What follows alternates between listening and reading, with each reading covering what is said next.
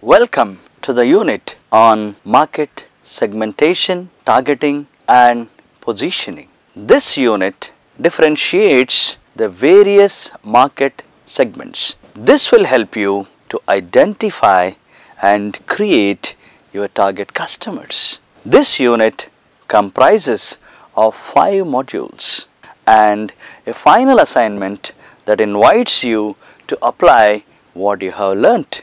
By the end of this unit, the students will be able to define segmentation, targeting and positioning, understand basis of fashion consumer segmentation, understand how to arrive at their target customers, understand the concepts of positioning and the strategies of positioning. Finally, applying the concepts what you have learnt above and identifying segments for an apparel store or a brand. Now let's come to the first module. The first module defines segmentation, targeting and positioning.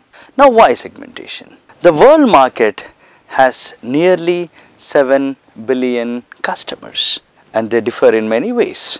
As marketers, we have to arrive at a common ground on which all these 7 billion can be brought together and classified so that we can offer and serve the needs and wants better. Since we cannot select all, it's ideally better, but each segment has their own needs and wants. Hence, the need for segmentation. The levels of marketing segmentation starts from mass marketing when there is no segmentation, and once you do the segmentation goes on as segment marketing. The next, niche marketing, out of that very selective, and finally micro marketing. Let us understand one by one. In mass marketing, a fashion marketer has to mass produce, mass distribute and mass promote to all customers in the same way. Though a company might save a lot of money, time and energy in the present scenario, with today's enlightened customers, it will not work. Hence, the need for segment marketing and targeting. Now let's begin by understanding some of the key definitions. What is segmentation, targeting and market positioning? Segmentation is dividing a market into distinct groups of buyers with different needs, characteristics or behavior who might require separate products or marketing mixes. Now what is targeting? Targeting is the process of evaluating each market segments we identified's attractiveness and selecting one or more segments to enter or offer a product. Then what's market positioning? Market positioning is formulating competitive positioning in the minds of customers for a share, for the wallet, for a product and developing a detailed marketing mix. Philip Kotler and Gary Armstrong have recognized 6 steps in market segmentation, targeting and positioning. Now let's look at what are they. The first one is identifying basis for segmenting the market. Having identified, the second step is develop profiles of resulting segment. The third step is develop measures of segment attractiveness. The fourth one, select the target segments. The fifth one is now develop positioning for each target. The last step is develop marketing mix for each target segment. Now, let's look at the first step, looking at basis of segmentation. A market can be broadly classified based on geographic, demographic, psychographic and behavioral factors. Now let's understand one by one of these factors. A geographic basis of classification can be done on the basis of world region or country, country region, city or metro size, density, climate, etc. The examples of geographic basis of classification on the basis of world region or country includes North America, China, India, etc. The examples of a geographic basis of classification on the basis of country, region or north, south, east, west, northeast, etc. The examples of a classification done on the basis of city or metro size are under 1 lakh population, between 1 to 5 lakh population, between 10 to 50 lakh population or 50 to 100 lakh population. Examples of a classification done on the basis of density are urban, suburban, rural.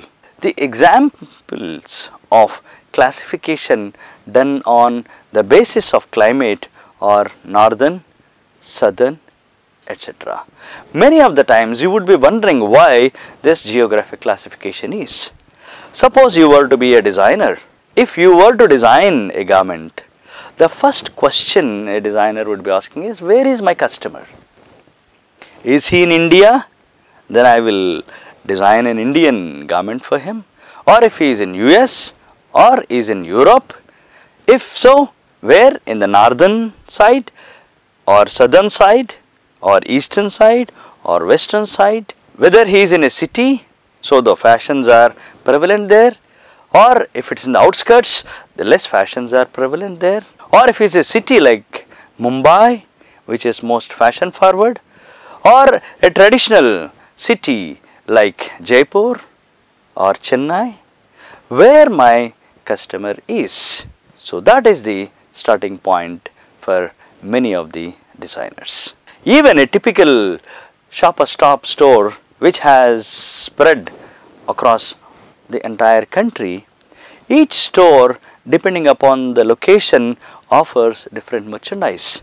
Say for example, during winter, the store in Delhi offers different merchandise when compared to a store that is in the Thiruvananthapuram or in Chennai, because in Delhi during the winter it's severe cold, whereas in Thiruvananthapuram or in Chennai it will not be that cold. Hence the merchandise would be differing when compared to the store in the same country for the same company called Shoppers Stop. Hence the importance of understanding the geographic factor. Now let's come to the next factor or base of segmentation, that is demographic segmentation. A demographic basis of classification can be done on the basis of age, gender, family size, family life cycle, income, occupation, education, religion, nationality. Now examples of classification done on the basis of age are under 1 year, 2 to 8 years, 9 to 12 years, 13 to 16 years, 16 to 22 years, 22 to 25 years, 25 to 30 years or 30 plus. This is required because the needs of every classification or every segment is different.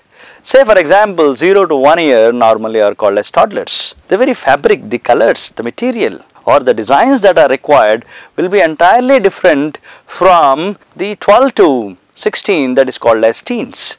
Even though many of us would believe that all our kids 0 to 16 are considered as kids, but they are not. If I ask a 16-year-old guy or girl that you are a kid, they will tell, no, we are no longer kids, we are grown up. So the requirement, the needs and wants of each of these kid segment itself is different. So we have to understand within that the sub classifications. Now let's come in the demographic segmentation itself, the classification done on the basis of gender. The examples of classification done on the basis of gender are male, female, and today even the transgenders are given importance, because the needs and wants of men would differ from women. So we have to develop or design different merchandise and different marketing mix for each of these segments. Now let's come to the next classification done on the family size. The examples of classification done on the basis of family size are 1 to 2 members family, or 3 to 4 members family, or 5+ members, etc. Because the bigger the family size, the less would be the spending power, or there are different dynamics in a big families. Now let's come to the next example. The example of classification done on the basis of family life cycle are young and single, young married but no children, young married with children, the maturity stage or older stage, because in each of these life cycle stage the needs and wants are different.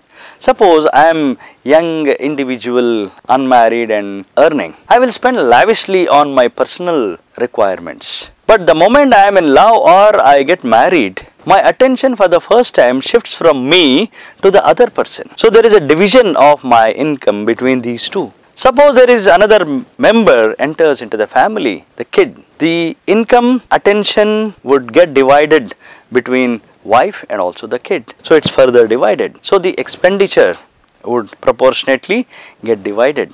So the needs and wants of these at each of these family life cycle stage differs from other. Now let's come to the crucial and very important demographic factor, that is the example of classification done on the basis of income.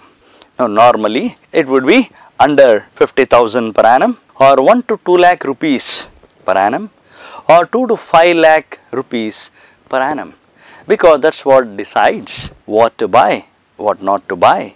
So income is a crucial factor of demographics. Now let's come to the next one. Examples of classification done on the basis of occupation are professionals. Professional will have a different attire. Technical, when you are working on the job, technical jobs, you need to have proper headgear and also the clothing which protects you. The managerial, managers normally dress formally. Lawyers normally will have a different attire which represents them. Doctors, they have their own dress code. Designers normally will be wearing different kinds of new designs.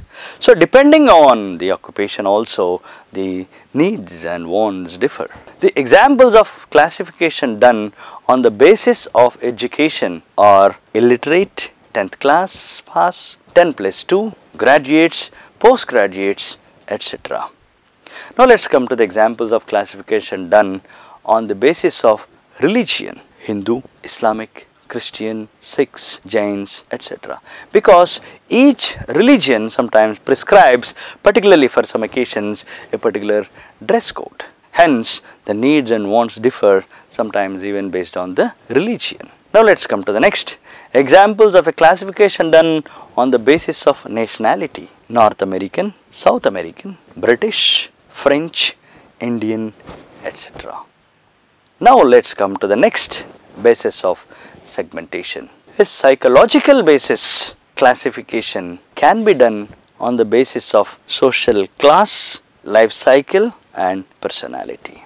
Now let's come to the examples of classification done on the basis of social class. Normally in the olden days, the society is divided into two classes. One is haves and another is have-nots. As the economy progressed, they need to be further classified. So it has come to lower class, middle class and upper class.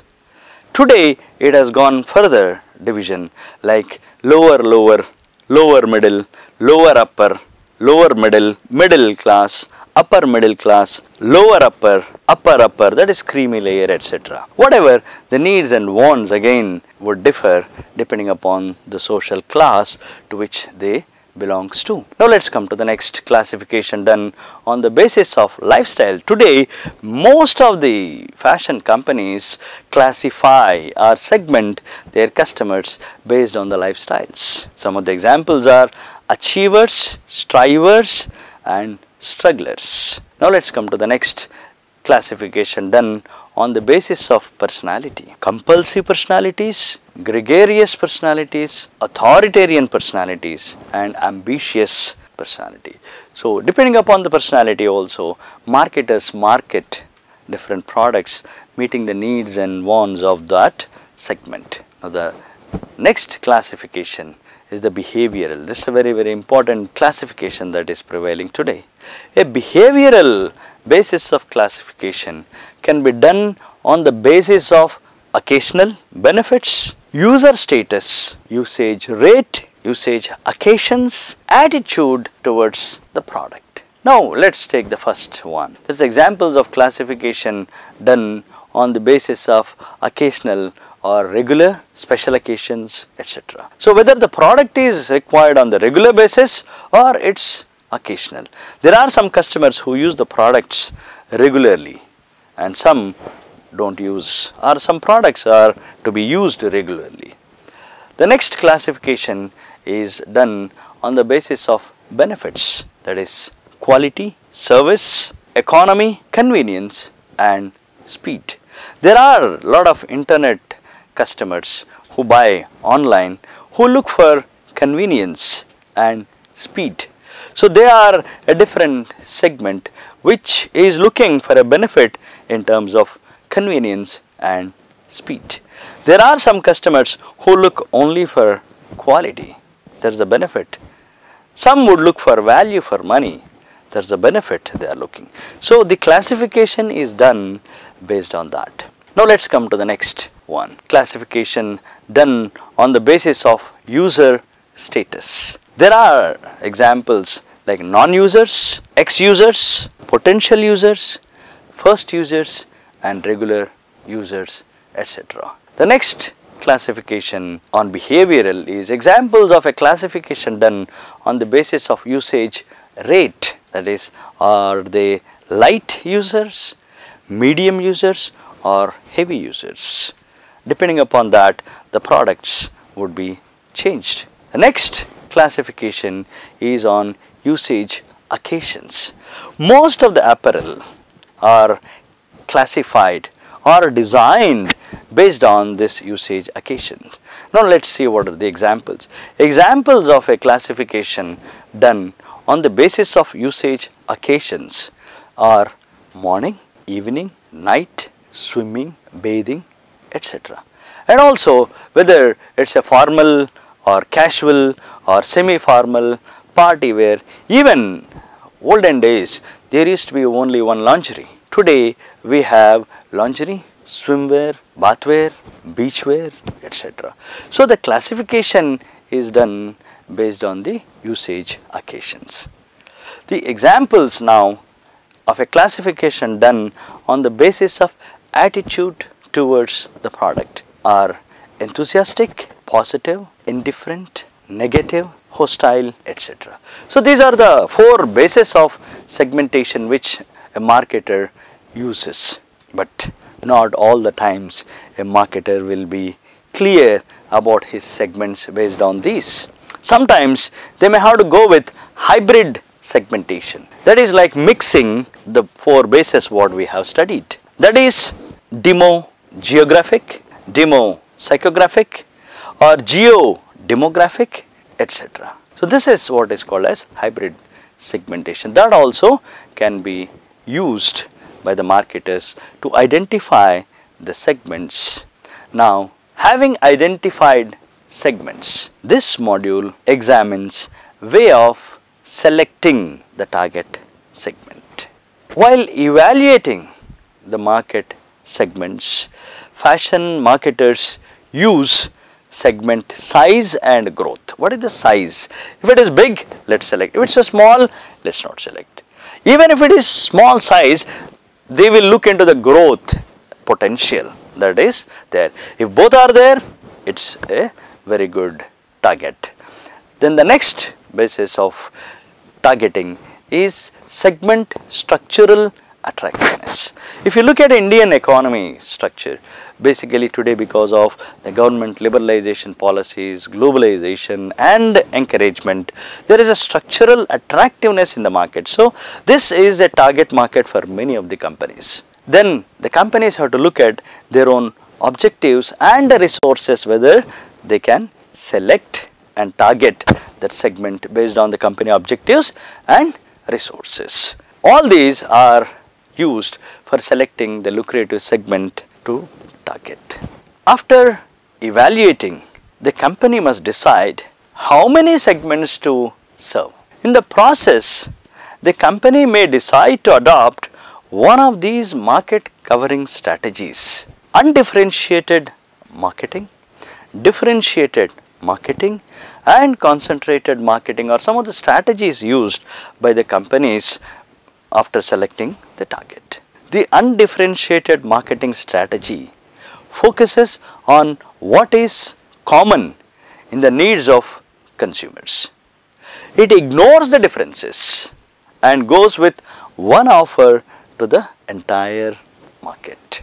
The next one, in the differentiated marketing strategy, targets all segments but designs separate marketing mix for each of the targets.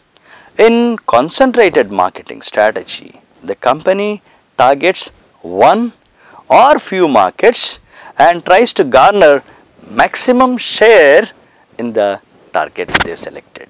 They try to garner the maximum share. This module examines the concept of positioning and various strategies of positioning. Alright, a well-known marketing professional and author, define positioning as not what you do to the product, it's what you do to the mind of the prospect. It's how you differentiate your brand in the mind. Positioning compensates for our over-communicated society. By using an oversimplified message to cut through the clutter and get into the mind. This is the basic model of segmentation, targeting and positioning. Positioning is the perception of the brand's or product's key benefits and features relative to the offering of competitive products in the mind of the target customer. The overall positioning is created through the marketing mix of the brand. Positioning, therefore, contributes to the creation of the brand identity. Positioning is important for communicating with the customers, for differentiation, for maintaining customer loyalty or creating brand equity, and for avoiding cannibalization. Communicating with customers. A clear positioning enables the marketing communications team of the brand to deliver consistent marketing messages to the target customers. Let's discuss the next differentiation. It also enables the customers to differentiate between the product offerings of the brand compared to the competing products. Maintaining customer loyalty. Since the customer is able to appreciate and acknowledge the differences in the product offerings by company key features, it leads to customer loyalty and thereby sales. Creating brand equity. Greater customer loyalty in turn results in higher brand equity, which not only increases market share but also protects against competition threat and reduces price sensitivity. The last, avoiding cannibalization. It enables brands following a multi-brand strategies to leverage market opportunities without the risk of cannibalization. Customers are able to see the specific differences in the multiple product offerings in the same category rather than having a general approach towards a category itself. The main objective of positioning is to achieve a high product or brand recall with the target group while purchasing. Hence, it must perform the following tasks. It should be able to highlight the company's product features compared to that of the competition. It should be able to acknowledge key consumer evaluation parameters for different product categories. It should be able to communicate the claims of the products in terms of benefits or attributes or value. In order to effectively perform the above tasks, a positioning statement must have the following features. It should communicate one consistent primary message. The message should resonate with the target group in terms of relevance and importance. The differentiation claimed should be sustainable over a longer period of time to safeguard against competition. It should be credible enough to inspire trust and belief in the target market. Let's look at some of the major positioning strategies. They focus on the product attribute, the users, the product class, the competition, the use or application of the product, and the quality or value of the product. Let's discuss one by one. By product attribute, positioning focuses on one or two of the product's best features and benefits. For example, the Colgate campaign, क्या आपका toothpaste में नमक है? It focuses on whether your toothpaste has namak in it. The next one is by user. Positioning focuses on the user, that's the ideal target customer, and shows the product as a solution to his need or social prestige. For example, the Manikchand campaign, Unche Log, Unche Pasand. Bajaj Scooty Pep campaign, why should boys have all the fun? It focuses on the users. By product class, positioning focuses on a leadership position in the overall market. For example, in a soap compares itself to lotion. Palmolive dishwashing liquid claims that it softens hands while the user cleans the dishes. The next positioning is against competition. Positioning focuses on implied or direct competition with a competitor. For example, Sprite campaign. Bujai sirf pyas, baki sab bakwas. It's against Mount Chew. The next positioning is based on by use or application. Positioning focuses on how the product is used by consumer, claiming that the product is the best solution for that particular task or use. For example, the Oral-B campaign, Lifebuoy campaign, Head and Shoulders anti-dandruff shampoo campaign. The next positioning is based on by quality or value. Here, the positioning focuses on the product's claim of either delivering high quality or high value when compared to competitive products. For example, Fevicol's campaign, ये फेविकॉल का मजबूत जोर है, टूटेगा नहीं. It is important to note that the brands can, however, choose a combination of these different positioning strategies to create their positioning statement. In today's world of media proliferation and a greater consumer access to information through evolved technology, the consumer is constantly forming an image of the brand or product through various touchpoints.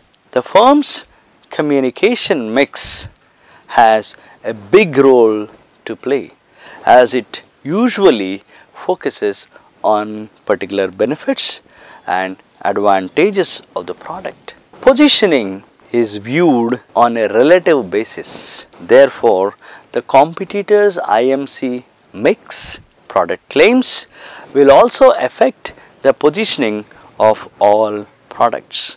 The actual design and features of the product, particularly when consumers use the product, has a major impact on the perception of the product and its relative advantages. One of the experiences the consumer has of the product is the look and feel of the packaging. Word of mouth communication between consumers has a high level of credibility and cut through and will greatly influence positioning. Media discussion and articles or product reviews are also seen as quite credible and independent and will influence consumers' perception.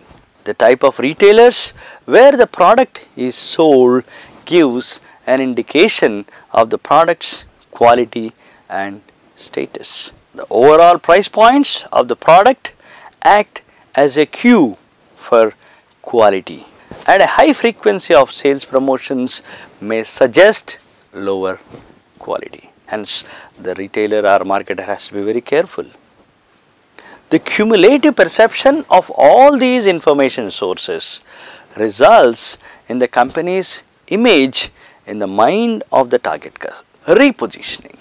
Repositioning is the task of implementing a major change in the target market's perception of the product's key benefits and features relative to the offering of competitive products.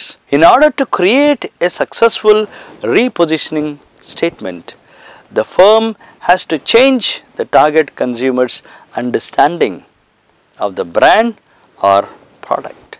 These are the key reasons for which firms consider repositioning. Decline in the relevance of existing benefits due to change in consumer lifestyle or needs. Emergence of new competitive threats requiring the brand to move to a less competitive zone. Incorrect initial positioning in terms of either under positioning or over positioning. Change in the macro environment requires the firm to adopt a new positioning to stay competitive and relevant in the market.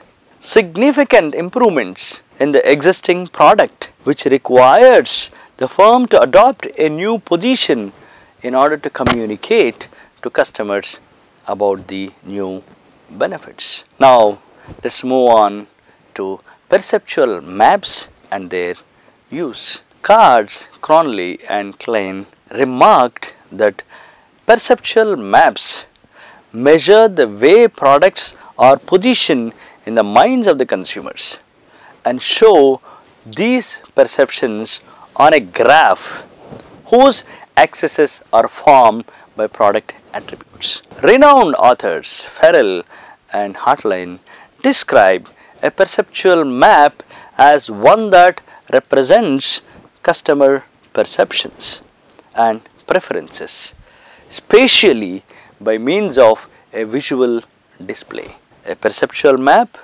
or positioning map is a tool that visually attempts to map the consumer's perceptions and understanding of the competitive products and their respective positioning in the market. The most common presentation format for a perceptual map is to use two determinant attributes as the x-axis and y-axis of a graph. While deciding a brand's or product's positioning in the market, the firm should ensure that sufficient points of parity, that is POP, and points of difference, that is POD, are incorporated in the positioning statement. The brand or product must be considered as having equal or similar, on par with, key attributes or benefits as offered by the major offerings in the category, that is POP. However, the brand or product also need to be distinctive and different from competitive products by having unique attribute, that is POD. When this is done, a balance needs to be maintained between the POP and POD, because there is too much depends on POP and the product might get into the trap of being perceived as a me too product. On the other hand, less reliance on points of parity might result in the consumer perceiving that the product does not meet the basic needs of the consumers. Points of difference, that is POD, are the aspects of the product offering that are relatively distinct to the offerings of like competitors. The points of parity, POP, are the aspects of the product offering that are largely similar to the offerings like competitors. Please note that both the definitions are with reference to the offerings of competitors and hence are relative in nature. The word aspects refers to the various product features, benefits and various other aspects of marketing mix. The final module focuses on the identification of segment of an apparel store or brand. The domestic apparel market, which was worth rupees 2,07,400 crore, that is close to 38 billion US dollars as of 2012, is expected to grow at a compounded average growth rate of 9% over the next decade. The Indian apparel industry contributes about 14% to the industrial production, 4% to the GDP and 17% to the country's export earnings. It provides direct employment to over 35 million people. The use of segmentation enables the retailers to identify the target customers. Retailers or brands primarily focus on gender, age, occasion, income and lifestyle aspects while segmenting their market. These are the major bases of segmentation. This also allows them to differentiate their offerings compared to the competition and to create unique selling proposition, that is USP, for their store or brand. The key segments used in the apparel store are gender based, age related, occasion related, price or income related, or channel related. We will now look briefly at each of these segments. With a market size of 87,500 crore, that is close to 16 billion US dollars in 2012, menswear is the largest segment in India's apparel market, accounting for 42% of the overall market. In comparison, women's wear makes up 38% 8%, while kids wear comprises 20% of the market. The menswear market is expected to grow at a compounded annual growth rate, that is CAGR, of 8.5% to reach 1,31,000 crore, that is close to $24 billion by 2017. Denim, activewear and t-shirts are high growth categories within menswear segment with CAGRs of 16%, 14% and 12% respectively. The acceptance of casual or Friday dressing and the availability of denim in Tier 2 and Tier 3 cities and rural India are contributing to the growth of the category. The shift from formal attire to comfort-oriented casual attire is driving the market for men's t-shirts alongside the demand for denim. The Indian male today wants to experiment with innovative colors and silhouettes. There is an increase in the demand for colored bottom wear with new colors like red, green, orange, etc. are being accepted. There is also growth in the premium tailoring segment comprising of fashion designers and the bespoke and luxury segment. Customers in the super premium segment are willing to pay a premium to ensure that their clothing is distinctive and indicative of their social position. Key brands in the menswear segment include Louis Philippe, Allen Solly, Park Avenue, Zodiac and Color Plus. The rupees 78,500 crore, that is close to $14.4 billion worth women's wear market contributes to 38% of the total apparel market of India. The growth of this market is more rapid than the menswear market. With a relatively lower penetration of brands and growing disposable income of modern women, this segment has become the focus of many Indian and international brands. Indian ethnic wear, which includes sari, salwar kameez and blouse, is the biggest category within the segment with a 75% share of the entire women's wear market. The market is expected to grow at a CAGR of 9% to reach a figure of rupees 1,21,400 crore, that is close to $22.3 billion by 2017.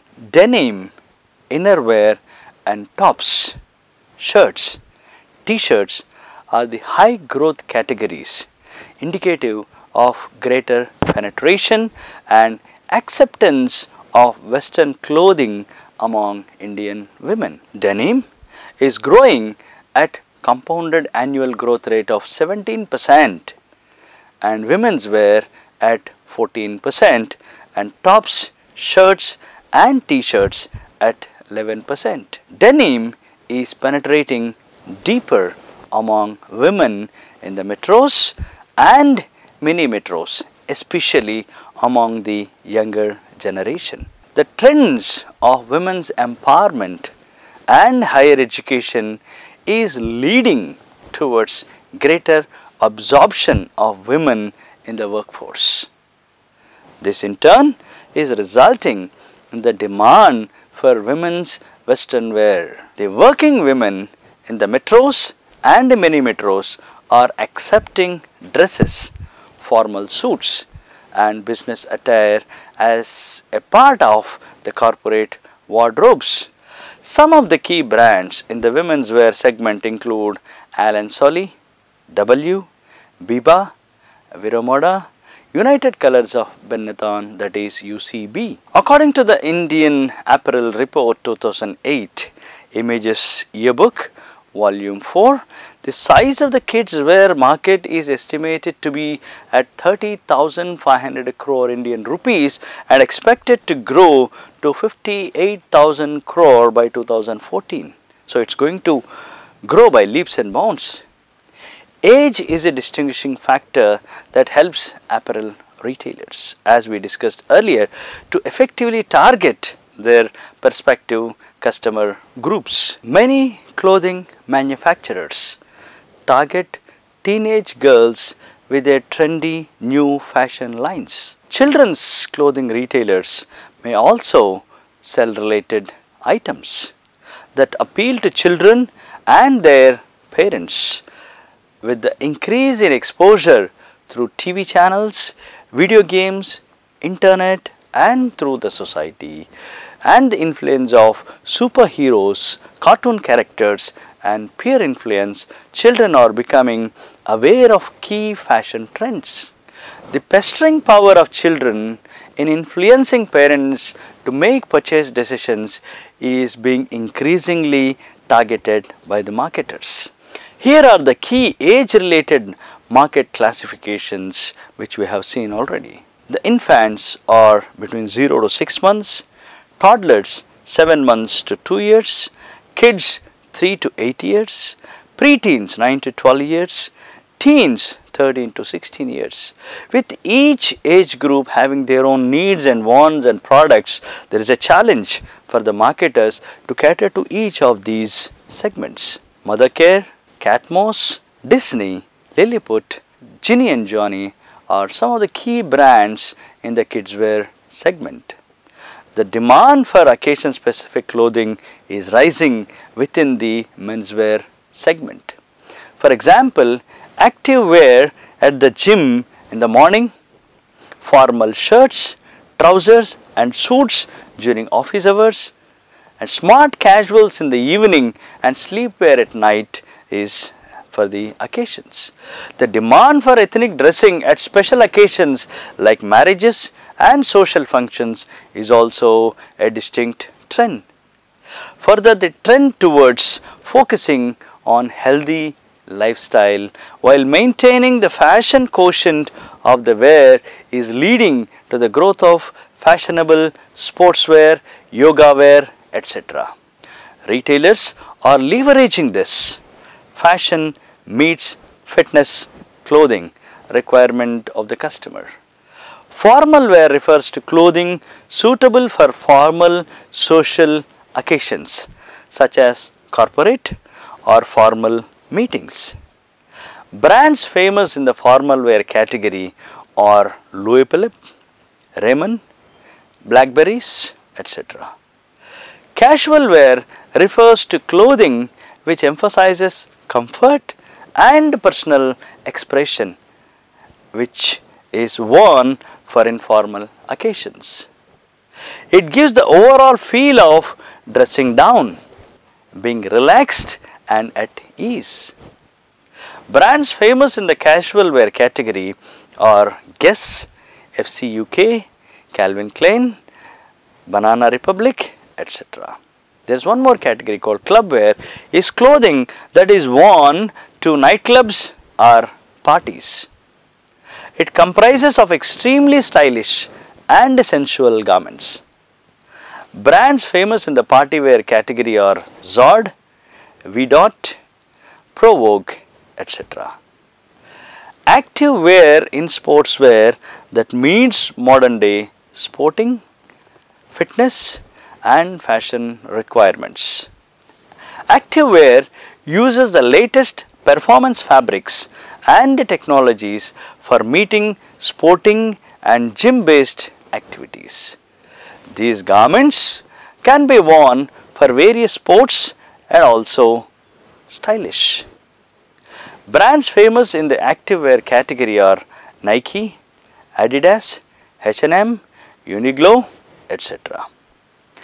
Price and income related segments is a major category. This segment is basically a discount looking segment or value, or it can be premium, or it can be luxury market. So the stores are classified as economy brands, mid-premium stores and brands with premium and super premium stores and luxury stores and brands.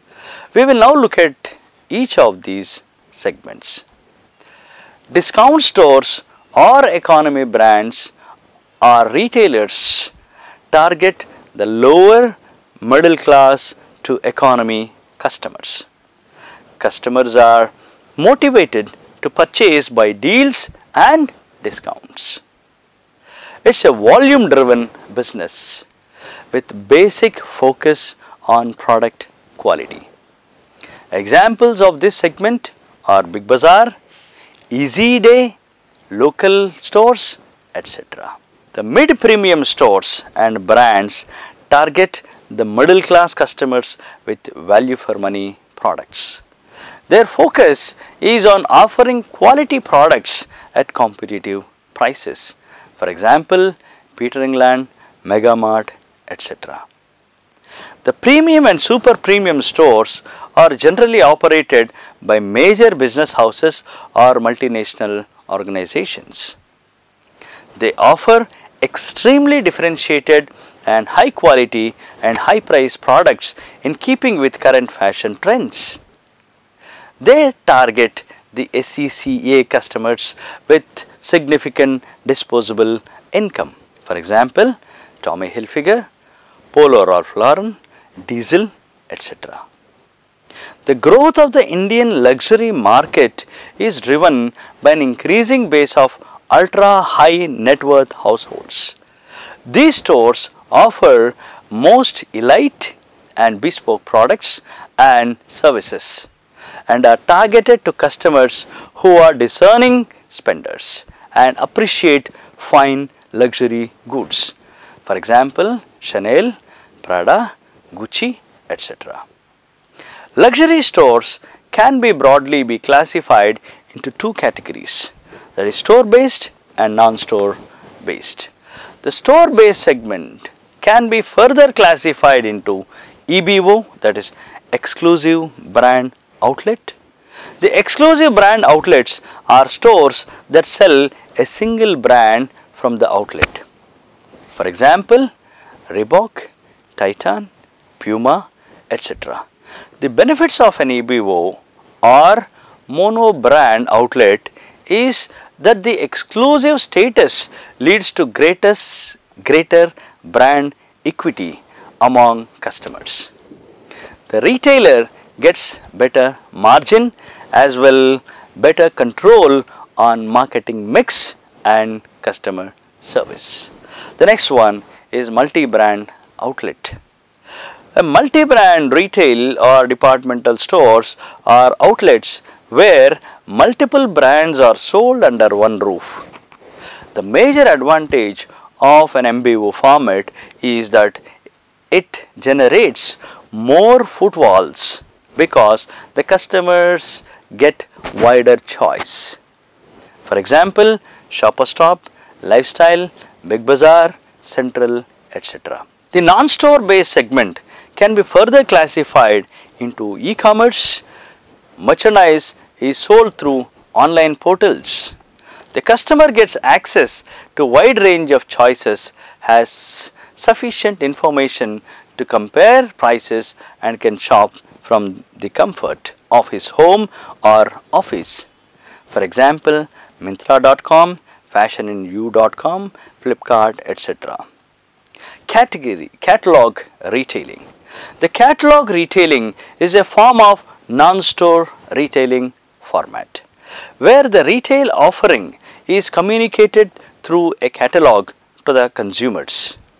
However, such formats usually work better in combination with a physical store format.